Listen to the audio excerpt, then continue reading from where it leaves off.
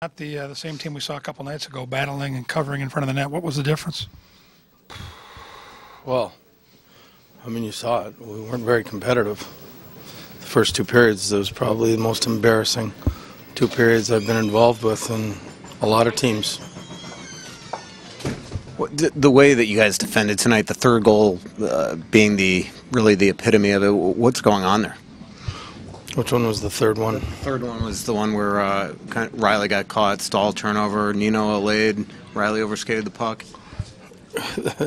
What's going on is people aren't doing their jobs.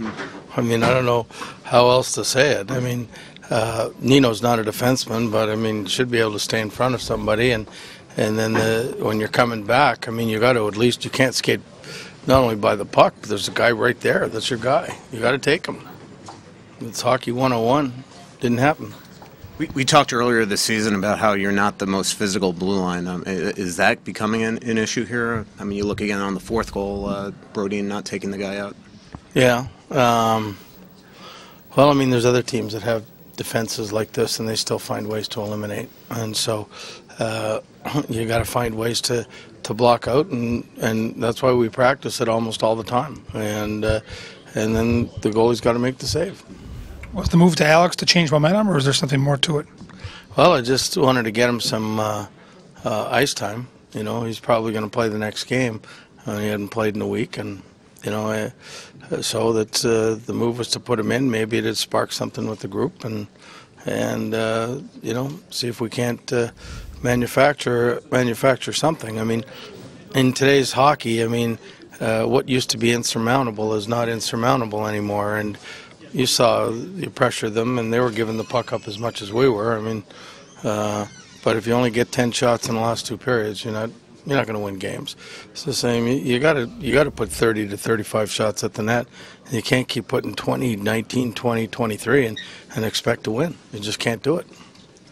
The speed that they were coming with through the neutral zone, is that just the forwards turning pucks over and putting your defenseman in a tough spot? Or? We're turning pucks over, but I mean, gaps are huge, and when you're standing still and guys are coming at you full speed, it's all you can do is back up. But I think that comes with confidence too. I think in the third period, when we were trying to be very aggressive, they weren't getting any of those chances. But I mean, it's too little, too late.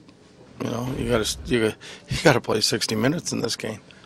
Obviously, last game was a normal redirection, but it does seem like these fluky goals are going in again on Doobie. I mean, how much does he need to be better? Well, you can't allow the second one for sure. The fourth one was, I'm sure I'll get arguments that he couldn't see it, but the first one was a fluky goal. I mean, that team was doing nothing. I mean, in the first 10 minutes, and then we give them 2 goals and we give them life. And all of a sudden we sit back and don't do anything. And I mean, it's like Keystone Cops out there. I mean, guys that know how to play hockey aren't playing very well. How frustrating was the bounce on that first goal, especially after you get the start you want, you get a lead on the road? Yeah, well, I mean, I've never seen anybody overtake Spurge either, you know, and then throw it at the net. It suits. It's good on their part. It's a bad play on our part. Are you surprised at all at the inconsistency? It seems like we've been talking about this over and over, and yet the group just can't seem to get that ironed out. Well, I mean, I'm surprised with a lot of things right now. And inconsistency, or the lack of sometimes, you know, just saying what the hell and going after it rather than sitting back and looking like we don't know how to play. It's embarrassing.